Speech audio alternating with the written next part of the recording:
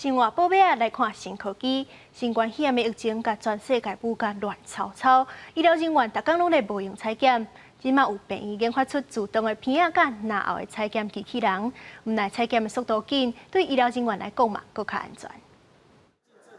医疗人员规身躯包安安，准备替民众做筛检。虽然丰富的工课拢有做，暗可需要近距离接触受感染的人，提悬感染的风险。新店有病院甲科技公司合作，宣称研发出全台湾第一台自动采检机器人，毋但安全，更快速。真的不会痛，对，但是就是会有异物进到鼻子里面的感觉，这样子。从这个下鼻道，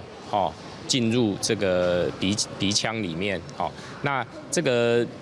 一般来讲会比较舒适一点点，我们一般来讲。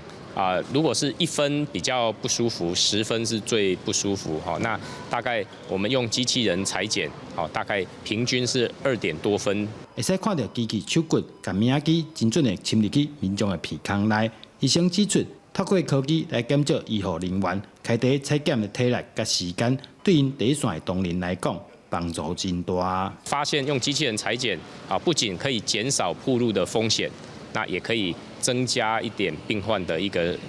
舒适度哈。在因为疫情的关系，所以我们把我们原本用在脑部手术这种精密的导航的设计拿来用在鼻咽裁剪，所以它利用了机器视觉，还利用了一些 AI 的技术，它可以去知道你的脸部的位置，去辨识你鼻孔的位置，还有我们去帮你去量测你鼻子到耳朵的距离。这台自动采检机器人已经在10月底完成临床试验，目前全球第2波疫情就要翻头摊，未来有机会毋但在病院会当使用，嘛希望通在机场发挥功能，合作医护人员进行大量的采检。记者刘君豪新竹报道。